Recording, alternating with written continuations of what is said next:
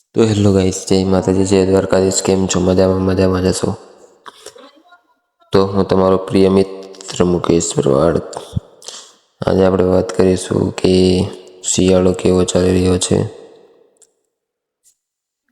ત્યાર પછી જોશું કે વરસાદ કેવો પડશે, કેવો નહીં પડશે.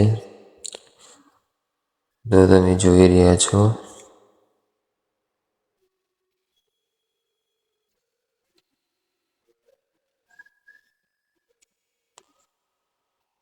આપણું ગુજરાત છે. ગુજરાતમાં હાલમાં તો કોઈ વરસાદ છે નહીં. પછી તમે જોઈ શકો છો કે આપણે અરબી સાગર, જેના કારણે પણ વરસાદ થાય છે. અરબી સાગર પણ એકદમ ખાલી છે,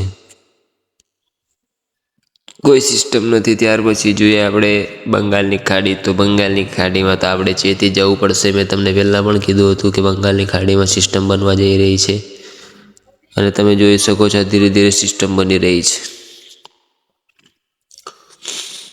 અત્યારે હાલમાં તો શ્રીલંકા પર તો વરસાદ ચાલુ જ છે, જોઈ શકો છો.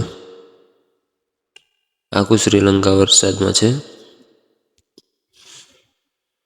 પણ આ શ્રીલંકાના લીધે અહીંયા જે સિસ્ટમ બની રહી છે, આ જોઈ શકો છો. આખું રાઉન્ડ લઈ રહ્યું છે.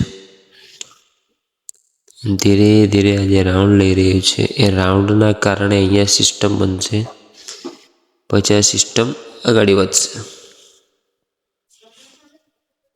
ત્યારે હાલમાં વરસાદ જોવા જઈએ તો બેંગ્લોર સાઈડ, ચેન્નાઈ, મદુરાઈ, કોચી, સલીમ, વિલોરાઈ, મદુરાઈ, એ બધી જગ્યામાં વરસાદ હાલમાં ચાલુ જ છે. ત્યાર પછી આપણે વાત કરીએ તો ઠંડીમાં હૈદરાબાદ, વિશાખાપટ્ટનમ, નાગપુર, કોલ્હાપુર, મુંબઈ, અકોલા, આ સાઈડ મહારાષ્ટ્રના પટ્ટામાં ઠંડી પડવા જઈ રહી છે આગામી 4-5 દિવસમાં કકડાવીને. જેમ કે અતિથી અતેમ જે અત્યારે પડી રહી છે એનાથી પણ ડબલ. તમે જોઈ શકો છો આટલા પટ્ટામાં. એનું કારણ છે કે વરસાદી પવન ઉડી રહ્યો છે, દરિયામાંથી ઠંડો પવન આવી રહ્યો છે.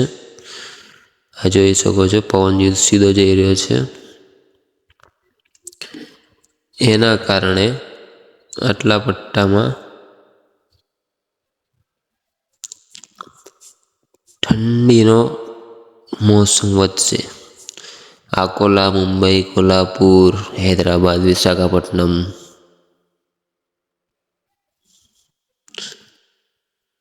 આ બધી જગ્યામાં ઠંડી બહુ વધીને રહેશે. ત્યાર પછી આપણે વાત કરીએ ગુજરાતની.